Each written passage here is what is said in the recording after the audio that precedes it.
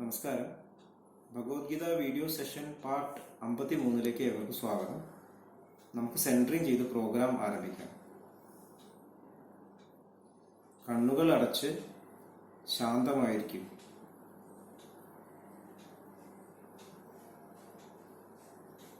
ഹൃദയത്തിൽ കുടികൊള്ളുന്ന ദിവ്യപ്രകാശം മനസ്സിനെ ആകർഷിക്കുന്നതായി അനുഭവിക്കും.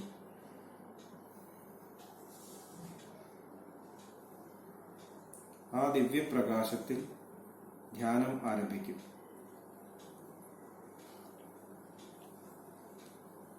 മനസ്സിൽ ചിന്തകൾ വരുന്നുണ്ടെങ്കിൽ മൃദുവായി അവയെ അവഗണിക്കുക. ദിവ്യപ്രകാശത്തിൽ കുറച്ചു നേരം ധ്യാനത്തിലിരിക്കുക.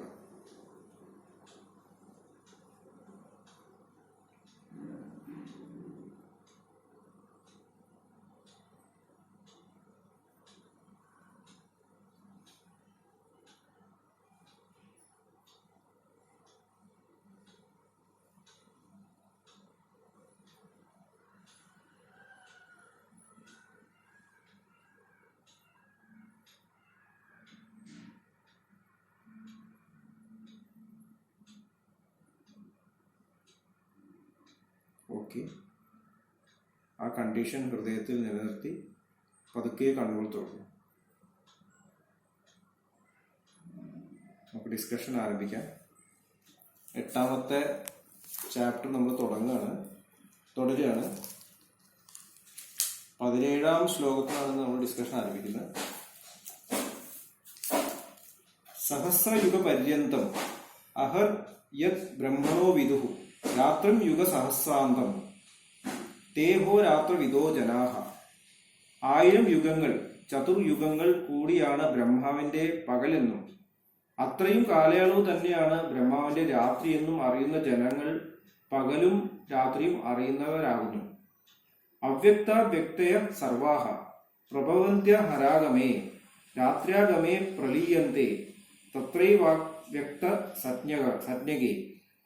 ബ്രഹ്മാവിന്റെ പകൽ ആരംഭിക്കുമ്പോൾ അവ്യക്തത്തിൽ നിന്ന് സർവചരാചരങ്ങളും വ്യക്തമായി ഭവിക്കുന്നു.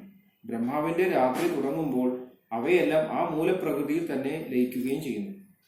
ഭൂതഗ്രാമ സ ഏവായം ഭൂത്വാ ഭൂത്വാ പ്രലീയത്തെ രാത്ര്യാഗമേ വശഃപാർത്ഥ പ്രഭവത്യഹരാഗമേ.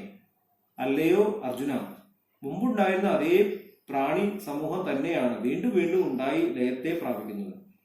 പകൽ തുടങ്ങുമ്പോൾ അവ പരതന്ത്രരായി, അതായത് പൂർവ്വകർമ്മ വാസനകൾക്ക് അധീനരായി ജനിക്കുകയും ചെയ്യുന്നു. പരസ്തസ്മാത്തു ഭാവോന്യോ വ്യക്തോ വ്യക്ത സനാതന സർവേഷു ഭൂതേഷു നശ്യസ്തു നശ്യതി. എന്നാൽ മുൻ പറഞ്ഞ അവ്യക്തതയിൽ നിന്നും അന്യമായി ശ്രേഷ്ഠവും ശാശ്വതവുമായി യാതൊന്ന് അവ്യക്തഭാവമായിട്ടുണ്ടോ അത് സർവഭൂതങ്ങളും നശിക്കുമ്പോഴും നശിക്കുന്നില്ല. അവ്യക്തോക്ഷര ഇത്യുക്ത തമാഹു പരമാം ഗതിം യം പ്രാപ്യ ന നിവർത്തന്തെ തദ്ധാവ പരമം മമ. അവ്യക്തമെന്നും അക്ഷരമെന്നും പറയപ്പെടുന്ന അത് പരമമായ ലക്ഷ്യവുമാകുന്നു. ഏതൊന്നിനെ പ്രാപിച്ചാൽ പിന്നെ ജനനമരണ രൂപമായ സംസാരത്തിലേക്ക് വരാതിരിക്കുന്നുവോ അത് തന്നെയാണ് എൻ്റെ ഉത്തമമായ സ്ഥാനം.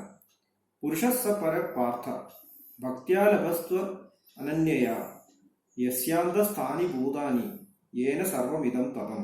അല്ലയോ അർജുന, സർവചരാചരങ്ങളും ആരുടെ ഉള്ളിൽ സ്ഥിതി ചെയ്യുന്നുവോ, യാതൊരുവനാൽ ഈ പ്രപഞ്ചം മുഴുവൻ വ്യാപിക്കപ്പെട്ടിരിക്കുന്നുവോ ആ പരമപുരുഷൻ അനന്യഭക്തി കൊണ്ട് ഏകാന്ത ഭക്തി കൊണ്ട് പ്രാപിക്കപ്പെടാവുന്നതാണ്. ഈ ശ്ലോകങ്ങളെ പറ്റി നമുക്ക് ഡിസ്കസ് ചെയ്യാം. ഇപ്പൊ കഴിഞ്ഞ ഡിസ്കഷൻസിൽ നമ്മൾ നിരന്തര സ്മരണയുടെ പ്രാധാന്യം എങ്ങനെയാണ് അത് ഇതേ ജീവിതം ജീവിക്കുമ്പോൾ നമ്മൾ ആ ഹയസ്റ്റ് ഡയമെൻഷനിൽ നമുക്ക് ജീവിക്കാൻ സാധിക്കുന്നത്, ആ ഡയമെൻഷനിൽ നിന്നിട്ട് നമ്മൾ എങ്ങനെ എവിടെ പ്രവർത്തിക്കും, ഹാർട്ട്ഫുള്ളായിട്ട് ഈ ഭൂമിയിൽ നമുക്ക് ജീവിക്കാൻ സാധിക്കും എന്ന് നമുക്ക് ഡിസ്കസ് ചെയ്തു. എന്ത് പ്രവൃത്തി ചെയ്യുമ്പോഴും ഒരു ചെറിയൊരു പോസ് ചെയ്യുക. നമ്മൾ ഡിസ്കസ് ചെയ്തു പോസ് എന്നുള്ളൊരു കാര്യത്തിന് പ്രാധാന്യം പറഞ്ഞു. Pause before you react. അല്ലെ പോസ് വളരെ ശക്തമായിട്ടുള്ള കാര്യമാണ്. നമ്മുടെ ഉള്ളുന്നൊരു ചിന്ത വന്നു കഴിഞ്ഞാൽ ആ ചിന്തയ്ക്ക് ആ ചിന്തയുടെ ശക്തിയാണ്. എന്നാൽ അത് തുടങ്ങുന്നതിന് മുമ്പ് അത് പൂർണ്ണ ലോകത്ത് പ്രപഞ്ചശക്തിയുടെ ശക്തി ഉണ്ട്. അതുകൊണ്ടാണ് പോസ് പറയുന്നത്. അപ്പൊ നമ്മൾ ചെയ്യാൻ പോകുന്നതിന് മുമ്പ് ഒരു നിമിഷം സെന്റർ ചെയ്യുക. പിന്നെ എപ്പോഴും സെന്റേർഡ് ആയിട്ടിരിക്കുക. ഇത് നമ്മൾ സംസാരിച്ചു. ഇപ്പൊ ഭഗവാൻ ശ്രീകൃഷ്ണൻ പറയുന്നത് എല്ലാ ഡയമെൻഷൻസും, പല പല ഡയമെൻഷൻസും ഉണ്ട്, അതെല്ലാം വന്നും പോയിക്കൊണ്ടിരിക്കുന്നു. ബ്രഹ്മാവിന്റെ ലോകത്തിനെ പറ്റി പറയുന്നത്, ബ്രഹ്മാവ് ലോകം എന്ന് പറഞ്ഞാൽ നമുക്ക് കൽപ്പം എന്ന് പറയും. 4 മഹായുഗങ്ങളുണ്ട്. സത്യയുഗം, ദ്വാപരയുഗം, ത്രേതായുഗം, കലിയുഗം.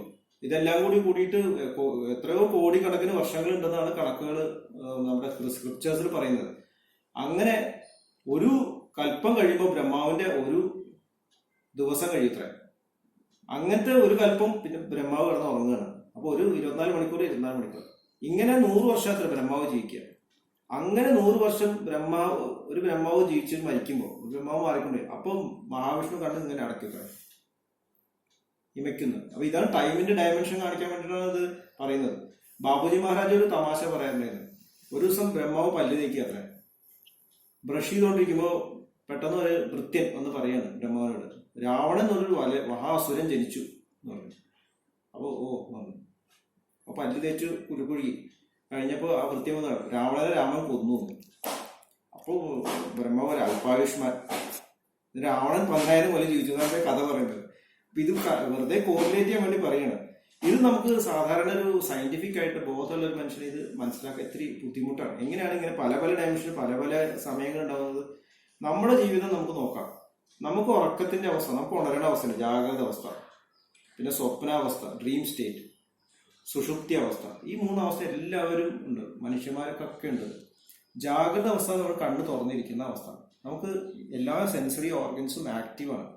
ഭൗതിക ലോകമാണ് കാണുന്നത്. ഇവിടുത്തെ വൈബ്രേറ്ററി തലം വളരെ സ്ലോ ആണ്. നമ്മൾ പറഞ്ഞു വൈബ്രേഷൻസ് തോട്ടിൽ നിന്ന് ലൈറ്റായി സൗണ്ടായി മാറ്റർ ആവുമ്പോഴേക്കും വൈബ്രേഷൻ വളരെ സ്ലോ. അപ്പോൾ ഭൂമിയിൽ മൂവ് ചെയ്യുന്ന കാര്യങ്ങളൊക്കെ വളരെ സ്ലോ ആണ്.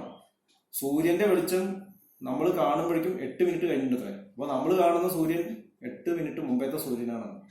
നമ്മൾ കാണുന്ന പ്രപഞ്ചത്തിലെ പല നക്ഷത്രങ്ങളും ഇപ്പൊ ഇല്ല അവിടെ. കാരണം അത് എത്രയോ ലൈറ്റ് ഇയേഴ്സ് അത്ര എന്ന് പറയും. ലൈറ്റ് ഇയേഴ്സ് പറഞ്ഞാൽ ദൂരത്തിന്റെ അളവാണ് ശരിക്കും. അപ്പൊ നമ്മൾ കാണുന്നത് ശരിയല്ല. നമുക്ക് രജിസ്റ്റർ ചെയ്യണമെങ്കിൽ വളരെ സ്ലോ ആണ് കാര്യങ്ങൾ. അപ്പൊ ഭൂമിയിലെല്ലാം സ്ലോ ആണ്. അപ്പൊ ജാഗ്രത അവസ്ഥയിൽ കാണുന്ന പല അനുഭവങ്ങളും നമുക്ക് ഉള്ളിൽ സീഡ് ഫോമിൽ കിടക്കും. നമുക്കറിയാം നമ്മുടെ അനുഭവങ്ങൾ, ഇപ്പൊ പഠിച്ച കാര്യങ്ങൾ മനസ്സിൽ ഒരു സീഡാണ്. നമുക്ക് എപ്പോഴും എല്ലാ കാര്യവും ഓർമ്മ ഉണ്ടാവും. ഇപ്പൊ എനിക്ക് എന്നോട് മെഡിസിൻ ചോദിച്ചാൽ എനിക്ക് ആവശ്യമുണ്ടെങ്കിൽ ഓർമ്മ വരും, ഓഫ്താൽമോളജി. പക്ഷെ പേഷ്യന്റ് ഒന്നും ഓർമ്മ വരും, അതവിടെ ഉണ്ട് എവിടെയോ. അതുപോലെ നമ്മുടെ എല്ലാ അനുഭവങ്ങളും, നമ്മൾ കുട്ടിക്കാലത്ത് ഉണ്ടായ അനുഭവങ്ങൾ, നമ്മൾ ചില പഠിച്ചിട്ടുണ്ടാവും. അപ്പൊ സൈക്കിൾ ഓട്ടാൻ എനിക്കറിയാം, എനിക്ക് ആർക്കും സൈക്കിൾ ഓട്ടൊന്നുമില്ല. അപ്പോൾ എനിക്ക് വേണ്ടി ഒന്നും പ്രകടിപ്പിക്കാൻ വേണ്ടി ഭക്ഷണം ഉണ്ടാക്കാൻ പഠിച്ചാൽ മറക്കില്ല. അത് നമ്മുടെ ഉള്ളിൽ എവിടെയോ സീഡ് ഫോം ഉണ്ട്. ഇങ്ങനെയുള്ള ഇംപ്രഷൻ സ്വഭാവങ്ങളായിട്ട് ഉള്ളിൽ കിടക്കുന്നത്. അത് ചില നെഗറ്റീവ് കാര്യങ്ങൾ, പോസിറ്റീവ് കാര്യങ്ങളുണ്ട്. ഈ സീഡ് ഫോംസ് ശരിക്കും ശരീരം ഇല്ലാത്ത സമയത്ത് നമുക്ക് ജെർമിനേറ്റ് ചെയ്യാം. നമുക്ക് പകൽ സമയത്ത് തന്നെ കാണാം. നമ്മൾ കണ്ണ് തുറന്നിരിക്കുമ്പോൾ, ഇപ്പൊ ഞാൻ ഇവിടെ ഇരിക്കുന്നുണ്ടെങ്കിൽ വേറെ എന്തെങ്കിലും ആലോചിച്ചുകൊണ്ടിരിക്കാം. അപ്പൊ ഈ സീഡ് എവിടെ വേറെ, ചിലപ്പോൾ വേറെ ലോകങ്ങളായിരിക്കും. നമുക്ക് വേണമെങ്കിൽ ചന്ദ്രനെ പറ്റിയിട്ടോ സൂര്യനെ പറ്റിയിട്ടോ അല്ലെങ്കിൽ ഇപ്പോൾ എവിടെ കോവിഡിന്റെ മരണത്തിനെ കുറിച്ച് ആലോചിച്ചുകൊണ്ടിരിക്കുക ഇവിടെ ഇരിക്കുമ്പോൾ. അപ്പൊ സീഡ് എവിടെ ജെർമിനേറ്റ് ചെയ്യുമ്പോൾ പറയാൻ പറ്റും. ഇതേ സംഭവം നമ്മൾ ഉറങ്ങുമ്പോൾ സ്വപ്നാവസ്ഥയിൽ എന്താ ഉണ്ടാവും എന്നുള്ള ശരീരത്തിന്റെ കണക്ഷൻ പോയി, ഇന്ദ്രിയങ്ങളില്ല, എല്ലാ പഞ്ചേന്ദ്രിയങ്ങളും പോയി. അപ്പൊ മനസ്സ് ഫ്രീ ആയി, മനസ്സ് നെട്ടോട്ട് വിടുകയാണ്, പിന്നെ കൺട്രോൾ ചെയ്യണ്ടേ. അപ്പൊ ഈ കിട്ടിയ വിത്തുകൾ എവിടെ പാകേണ്ടതില്ല. അപ്പൊ കണ്ണി കണ്ട സ്ഥലത്തൊക്കെ മുളക്കിയാണ്. അപ്പൊ നമുക്ക് പല ഡയമെൻഷൻസിലുള്ള ബന്ധുക്കളെ ചിലപ്പോൾ നമുക്കറിയാം. സ്കൂളിൽ പഠിച്ച കുട്ടികളും കോളേജിൽ പഠിച്ച കുട്ടികളും ചെറിയ വയസ്സായിട്ടുള്ള ആൾക്കാർ പലരും മിക്സ് ചെയ്തിട്ടുള്ള സ്വപ്നങ്ങൾ നമുക്ക് കാണാൻ പറ്റും. അതുമാതിരി ചിലപ്പോൾ നമുക്ക് ഓർമ്മയില്ലാത്ത അറിയാത്ത കുറെ ആൾക്കാരും കാണാൻ പറ്റും. ജനിക്ക് ഉണർന്നു കഴിയുമ്പോൾ നമ്മളെങ്ങനെ, ഞാൻ അവൻ എന്റെ കൂടെ MBBS പഠിച്ചില്ലല്ലോ, പിന്നെ അങ്ങനെ അവിടെ വന്ന് ഡ്രീമില്. പക്ഷെ അത് നോർമലായിട്ട് തോന്നും. ചിലപ്പോൾ നമ്മുടെ അച്ഛനായി കാണുന്ന ഒരാൾ കുറച്ചു നേരം കഴിഞ്ഞ് വേറൊരാളുടെ മുഖമായിട്ട് മാറുന്നതാണ്.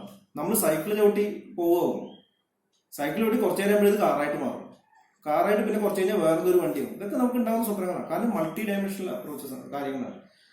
അപ്പോൾ ഇത് കാണിക്കുന്ന പറഞ്ഞാൽ പകല് നടക്കുന്ന ഈ വേഗതയെക്കാളും കൂടുതലാണ് മനസ്സിൽ നടക്കുന്ന വേഗത. അപ്പോൾ പകല് നടക്കുന്ന ഒരു വർഷത്തെ സംഭവങ്ങളൊക്കെ ചിലപ്പോൾ ഒരു ദിവസം ഒരു മണിക്കൂർ കണ്ടൻസ് ചെയ്ത് രാത്രി സ്വപ്നത്തിൽ കാണാൻ പറ്റും, ജാഗ്രത അവസ്ഥയിൽ.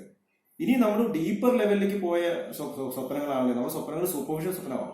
കുറച്ചും ഡീപ്പർ ലെവലിലേക്ക് സ്വപ്നങ്ങൾ പോകുമ്പോൾ ചിലപ്പോൾ 100 കൊല്ലത്തെ അനുഭവങ്ങളൊക്കെ നമുക്ക് ഒരു മണിക്കൂർ അനുഭവങ്ങളായിട്ട് വരാം. ഇതെല്ലാം അങ്ങോട്ടും കണക്ട് ചെയ്യണം. 100 കൊല്ലത്തെയും 10 കൊല്ലത്തെയും തമ്മിൽ അങ്ങോട്ടും കണക്ട് ചെയ്യും. ഇതൊരു കടൽ പോലെയാണ്. ഇപ്പൊ കടലിന്റെ താഴത്തെ മത്സ്യത്തിന് വേണമെങ്കിൽ മുകളിലേക്ക് വരാം, മുകളിലത്തെ മത്സ്യം വേണമെങ്കിൽ താഴെ വരാം. നമ്മള് ഈ ജാഗ്രത അവസ്ഥ, സ്വപ്നാവസ്ഥ, സുഷുപ്തി അവസ്ഥ കടൽ പോലെ കണക്കാക്കി വളരെ സിമ്പിളാണ്. കടലിന്റെ മുകളിൽ ജാഗ്രത അവസ്ഥ, കടലിന്റെ സർഫസിന് താഴെ സ്വപ്നാവസ്ഥ, സ്വപ്നാവസ്ഥയിൽ താഴെ അടിത്തട്ട് വരെ സുഷുപ്തി അവസ്ഥ. സുഷുപ്തി അവസ്ഥ അടിയിൽ അടിത്തട്ട് ടച്ച് ചെയ്യും. അടിത്തട്ട് ടച്ച് ചെയ്യുമ്പോൾ എന്താ ഉണ്ടാവുക? മനസ്സ് കംപ്ലീറ്റ് അടിത്തട്ട് എന്താ നമ്മുടെ സോഴ്സ്, നമ്മുടെ ഉള്ളിലെ ഈശ്വരൻ. അപ്പോഴാണ് ഉറങ്ങിയ സമയം അറിയില്ല. ചിലപ്പോൾ ഉറങ്ങിക്കഴിഞ്ഞിട്ട് 5 മണിക്കൂറൊക്കെ ഉറങ്ങിയിട്ടുണ്ടാവും. അപ്പോൾ വലിയൊരു ഉണക്കം നമ്മൾ 5 മിനിറ്റ് ഉറങ്ങിയില്ലെന്ന് തോന്നുന്നു. ചാരിജി മഹാരാജിന്റെ ഒരു ഉദാഹരണമുണ്ട്. അദ്ദേഹം ഒരു ദിവസം ഒരുപാട് ജോലി ചെയ്തു. ബാബുജി മഹാരാജ് സിറ്റിംഗ് കൊടുത്തു. പിന്നെ ഉണരുന്ന 7 മണിക്കാണ്. അപ്പൊ 7 മണിക്ക് ഓടി ചെല്ലാണ് സിറ്റിംഗ്. സത്സംഗ് കുറച്ച് ലേറ്റ് ആയി. Babuji Maharaj you are 2 days late എന്നാണ്. 2 ദിവസമാണോ ഉറങ്ങിപ്പോയി. മനസ്സിലായോ? അപ്പൊ സുഷുപ്തി അവസ്ഥയിൽ നമ്മൾ ജീവിച്ചിരിക്കുന്ന സമയത്തിൽ എത്രയോ സമയം കണ്ടൻസ് ചെയ്തിട്ട് സമയത്തിന്റെ അപ്പുറം പോയതാണ്. അപ്പൊ ബിയോണ്ട് ടൈം. സുഷുപ്തി അവസ്ഥ ഈശ്വരൻ ബിയോണ്ട് ടൈം ആണെന്ന് നമുക്ക് ജീവിതത്തിൽ പ്രൂവ് ചെയ്യുന്ന കാര്യമാണ് സുഷുപ്തി അവസ്ഥ. ഇനി സ്വപ്നത്തിന്റെയും ഈ ജാഗ്രത അവസ്ഥ ഇടയിലെ ഒരു ലെയർ. നമ്മളിപ്പോ കടലിലെ മുകളിൽ നിൽക്കുകയാണ്. ഒരു ലെയർ ഇങ്ങനെ നോക്കും. നമ്മൾ മുകളിൽ നോക്കുമ്പോൾ മോൾ ഭാഗം കാണാം, ഇങ്ങനെ നോക്കുമ്പോൾ മത്സ്യത്തിനും കാണാം. ഇതാണ് ഉറക്കത്തുനിന്ന് ഉണരലിന്റെ ഇടയിലുള്ള ഒരു സമയം. ഇപ്പൊ ഞാനൊരു അനുഭവം എന്റെ പറയാം. ഞാൻ എപ്പോഴും റിക്കൗണ്ട് ചെയ്യാനുള്ള ഒരു കാര്യമാണ്. ഞാനിങ്ങനെ ഒരു അമ്പലത്തേക്ക് പോവാണ്. അമ്പലത്തിൽ പോകുമ്പോൾ MS സുബ്ബലക്ഷ്മിയുടെ കൗസല്യ സുപ്രജാരാമ ഇത് കേട്ടോണ്ടിരിക്കും. വെങ്കടേശ്വര സുപ്രഭാതം കേൾക്കുകയാണ് സ്വപ്നത്തിലേക്ക്. കണ്ണു തുറക്കുമ്പോൾ അതേ പാട്ട് റേഡിയോയിൽ കേൾക്കുന്നു. അപ്പൊ എന്താ കാണുന്നത്? നമ്മൾ ഇതിന്റെ ജംഗ്ഷനിൽ നിൽക്കുകയാണ്. അപ്പൊ ഉണർന്നൊരു അനുഭവം ഉറക്കത്തിലെ അനുഭവമായിട്ട് കണക്ട് ചെയ്യാൻ നമുക്ക് പറ്റും. ഈ മത്സ്യം മുകളിലാണോ പറക്കുകയാണോ താഴെയാണോ എന്ന് അറിയാത്ത സ്ഥിതി. ഇത് ഓപ്പോസിറ്റ് സംഭവിക്കാം. ചിലപ്പോൾ സ്വപ്നത്തിലുള്ള കാര്യങ്ങൾ നമുക്ക് ഉള്ളിലില്ല, സ്വപ്ന സബ് കോൺഷ്യസ് മൈൻഡിലെ കാര്യം പ്രത്യക്ഷത്തിൽ കാണാൻ സാധിക്കും. അതിനാണ് നമ്മൾ പ്രേതം കാണുന്നു, ഭൂതം കാണുന്നു എന്നൊക്കെ പറയുന്നത്. അത് ഒരു ജംഗ്ഷനിൽ വരുന്ന ഉറക്കത്തിന് ഉണരിന്റെ ഇടയിൽ ഉണ്ടാകുന്ന അനുഭവങ്ങളാണ് പലപ്പോഴും പ്രേതനത്തിനെ കണ്ടു, ഭൂതത്തിനെ കണ്ടു. ഇതൊരു മനസ്സിന്റെ സങ്കല്പം എന്ന് പറയുന്നതിന് ഇതിനേക്കാളും ബുദ്ധിമുട്ടില്ല. അതിനേക്കാൾ ഞാനിപ്പോ അത് സംസാരിച്ചു വരുന്നതല്ല. സുഷുപ്തി അവസ്ഥ നമ്മൾ ഡെപ്തിലേക്ക് പോയി കഴിഞ്ഞാൽ സമയത്തിന് അപ്പുറം പോയി. പക്ഷേ സുഷുപ്തി അവസ്ഥയിലെത്തി ഈശ്വരനെ കണ്ടുവന്നിട്ട് നമുക്ക് ഒരു പ്രയോജനമില്ല. എല്ലാവരും മിക്ക ദിവസങ്ങളും ഈശ്വരനെ കണ്ടു വരുന്നുണ്ട് കച്ചി. പക്ഷെ നമ്മളൊന്നും ഈശ്വരനെ കണ്ടു തന്നെ മനസ്സിലാവില്ല. അത് കണ്ട് പെരുമാറ്റത്തിൽ അത് മാറ്റില്ല. പഴയ പോലത്തെ ഈശ്വരനെ കണ്ട അങ്ങനെ അല്ലല്ലോ, ദർശനം കണ്ട. അപ്പൊ എന്താ കാരണം നമുക്ക് ബോധമില്ലാണ്ട് ആവണം. ഈ ബോധപൂർവ്വം ഈ സുഷുപ്തി അവസ്ഥയെ റീക്രിയേറ്റ് ചെയ്യാൻ എന്താ ചെയ്യേണ്ടത്? അതിനാണ് മെഡിറ്റേറ്റ് ചെയ്യേണ്ടത്. അവിടെയാണ് മെഡിറ്റേഷൻ എന്ന് പറയുന്നത്. അപ്പൊ അതിന് തുര്യ അവസ്ഥ എന്ന് പറയും. നമ്മൾ ബോധപൂർവ്വം അവെയറായിട്ട് കണ്ണടച്ചിരിക്കുക. കണ്ണടച്ചിട്ട് മനസ്സിനെ നമ്മുടെ ഉള്ളിലുള്ള സോഴ്സ് ആയിട്ട് ലിങ്ക് ചെയ്യണം. അപ്പൊ നമുക്ക് സുഷുപ്തി അവസ്ഥയിൽ കിട്ടുന്ന ആ സമാധാനം, ഡീപ് സ്ലീപ്പിനകത്ത സമാധാനം ലോകത്തിൽ ഒന്നിനും ഇല്ല എന്ന് പറയും. നമുക്കിപ്പോ ചോദിക്കാം, ഒരാൾ നിങ്ങൾക്ക് ഏറ്റവും സമാധാനം കിട്ടുന്ന സമയം ഏതാന്ന് പറഞ്ഞാൽ സുഷുപ്തി അവസ്ഥയാണ്. ഉറക്കം, ഡീപ് സ്ലീപ്പ്. ഒരു പണിയും ചെയ്യാണ്ട് ഇരുന്നാലും വളരെ സമാധാനം കിട്ടും. കാരണം നമ്മൾ ഈശ്വരനെ കണ്ടുവരാൻ ഇതിനേക്കാളും തെളിവില്ല. സോഴ്സ് ടച്ച് ചെയ്തവരാണ്. അതേ എഫക്റ്റ് മെഡിറ്റേഷൻ്റെ പോകും. മെഡിറ്റേഷൻ ഒരു തുര്യ അവസ്ഥ എന്ന് പറയും. അപ്പൊ അതിൽ എന്താ പറയുക, അവെയർ ആയിട്ട് പോകുന്നുണ്ട്. നമ്മൾ ആ ഇമ്പൾസ്, നമ്മുടെ ഗുരുനാഥൻ തരുന്ന ട്രാൻസ്മിഷനാണ്. ഗുരുനാഥൻ ദാജി അദ്ദേഹം തരുന്ന ട്രാൻസ്മിഷനാണ് നമ്മുടെ ഹൃദയത്തിൽ അത് ടച്ച് ചെയ്യാൻ സമ്മതിക്കുന്നത്. ആ ടച്ച് ചെയ്ത് വരുമ്പോൾ നമുക്ക് ഒരു എന്താ പറയുക, 1 കിലോമീറ്റർ ഉള്ളിലേക്ക് പോയാൽ വരും, കുറച്ച് അടുത്തേക്ക് ഈശ്വരന്റെ. നമ്മൾ ഇതിന്റെ അവസ്ഥയിൽ ജീവിക്കാൻ സാധിക്കും. ഭൂമിയിൽ വരുമ്പോൾ നോർമൽ വേണമെങ്കിൽ നമുക്ക് കണ്ടീഷൻ കൊണ്ടുവരാം. ആ കണ്ടീഷൻ നമുക്ക് നമ്മൾ നേരത്തെ ഡിസ്കസ് ചെയ്ത് കണ്ടീഷൻ പ്രിസർവ് ചെയ്യുക. അതിന്റെ മുന്നേ അടുത്ത മെഡിറ്റേഷൻ ഡെവലപ്പ് ചെയ്യും. എന്നിട്ട് അങ്ങനെ ഡെവലപ്പ് ചെയ്ത് അവസാനം ഈ തുല്യ അവസ്ഥ എന്നുള്ളത് പെർമനന്റ് ആക്കാൻ, ഉണർന്നിരിക്കുമ്പോൾ നമുക്ക് അവസ്ഥ, കണ്ണ് തുറന്നിരിക്കുമ്പോൾ അവസ്ഥയിൽ കൊണ്ടുവരാം. അതാണ് തുര്യാതീത അവസ്ഥ. ദാജി ഇതിനെ എക്സ്പ്ലെയിൻ ചെയ്യുന്നത്, ദാജി എന്ന് പറഞ്ഞാൽ ഞങ്ങളുടെ ഇപ്പോഴത്തെ മാസ്റ്റർ കമലേഷ് D. പട്ടേൽ, അദ്ദേഹം പറയും 360 ഡിഗ്രി അവയർനെസ് ആണ്. കണ്ണ് തുറന്നിരിക്കുമ്പോൾ നമ്മുടെ ഉള്ളിലാണ്, പുറത്താണെങ്കിൽ നമ്മുടെ ഉള്ളിലാണ്. അപ്പൊ നമുക്ക് 100% അവയർനെസ് ആണ്. അപ്പൊ നമ്മൾ മറ്റുള്ളവർ കാണാത്ത ഡയമെൻഷൻ നമുക്ക് കാര്യങ്ങൾ മനസ്സിലാക്കാൻ സാധിക്കും. അപ്പൊ നമുക്ക് സ്നേഹവും കമ്പാഷനും വളരെ ഈസിയാണ്. നമ്മൾ എന്തെങ്കിലും കാര്യം നടക്കേണ്ട നമുക്ക് അതിനോട് പ്രതികരിക്കാൻ വേണ്ടിയില്ല, നമുക്ക് റെസ്പോണ്ട് ചെയ്യാൻ പറ്റും. എന്ത് ചെറിയ കാര്യം ഇതിനെ പറ്റിയിട്ടൊന്നും തല്ലി പിടിക്കേണ്ട എന്നുള്ളൊരു കാര്യം നമുക്ക് സൊല്യൂഷൻ വളരെ ഈസിയാണ്. ഇതാണ് തുര്യാതീത അവസ്ഥ. ഇതാണ് ഭഗവാൻ ശ്രീകൃഷ്ണൻ പറയുന്നത്.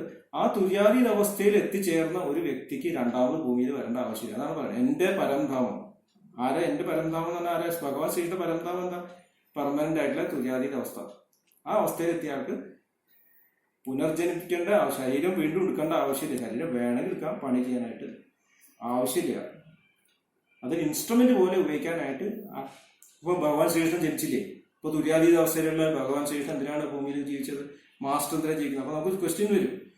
അവർ ചെയ്യുന്നത് അവർ മറ്റുള്ളവർക്ക് വേണ്ടിയിട്ട് വർക്ക് ചെയ്യാൻ വേണ്ടിയിട്ടാണ്. ഒരു പ്രിപ്പയർഡ് പ്രോഗ്രാമായിട്ട് വരുന്നതാണ്. ആ അവസ്ഥയിൽ നമുക്കൊരു ഇൻസ്ട്രുമെന്റ് പോലെ ഇവിടെ വർക്ക് ചെയ്യും. ഇതാണ് തുര്യാതീത അവസ്ഥയിലൊക്കെ അതിന്റെ അർത്ഥം. അതാണ്. അപ്പൊ ഈ അനന്ത സാധ്യതയുള്ള സ്പിരിച്വൽ സിസ്റ്റം എന്ന് പറഞ്ഞാൽ വളരെ ഇമ്പോർട്ടന്റ് ആയിട്ടുള്ള കാര്യമാണെന്ന് മനസ്സിലാക്കാൻ ഇത്രയൊക്കെ എക്സ്പ്ലെയിൻ ചെയ്യുന്നത്. ഇപ്പൊ സയൻസിന്റെ അപ്പുറം നമ്മുടെ മോഡേൺ സയൻസ് വളരെ ഇമ്പോർട്ടന്റ് ആണ്. ഒരുപാട് കാര്യങ്ങൾ നമുക്ക് പറഞ്ഞു തരുന്നു. പക്ഷെ മോഡേൺ സയൻസിനെ ഉപയോഗിച്ചിട്ട് നമുക്ക് ആ സയന്റിഫിക് തിങ്കിങ് കൊണ്ടുവരണം. സയന്റിഫിക് തിങ്കിങ്, ബാറ്റൽ ഡയമെൻഷൻസ് ഈ ലോകത്തിലുണ്ട്. അത് വെറും പറച്ചിലല്ല, അത് ശരിക്കും ഉണ്ട് എന്ന് മനസ്സിലാക്കണമെങ്കിൽ മെഡിറ്റേറ്റ് ചെയ്യണം. നമുക്ക് പുറമേയുള്ള എക്സ്പീരിയൻസിൽ ഇത് മനസ്സിലാവില്ല, ഉള്ളിലേക്ക് പോകണം. ഇത്രയും പറഞ്ഞുകൊണ്ട് ഇന്നത്തെ ഡിസ്കഷൻ നമുക്ക് നിർത്താം. വീണ്ടും അഭ്യർത്ഥിക്കുകയാണ്, മെഡിറ്റേഷൻ ലിങ്കിൽ ഉപയോഗിച്ചിട്ട് മെഡിറ്റേഷൻ ഗ്രൂപ്പിൽ എല്ലാവരും ജോയിൻ ചെയ്യണം. ഈ എക്സ്പീരിയൻസസ് എല്ലാവരുമായിട്ട് ഞങ്ങൾക്ക് ഷെയർ ചെയ്യാൻ വളരെയധികം ആഗ്രഹമുണ്ട്. അല്ലെങ്കിൽ ആ വാട്സപ്പ് നമ്പർ ഉപയോഗിച്ചിട്ട് ഞങ്ങളായിട്ട് ബന്ധപ്പെടുക. അടുത്ത സെഷൻ വരേക്കും വിടവാങ്ങുന്നു. നന്ദി, നമസ്കാരം.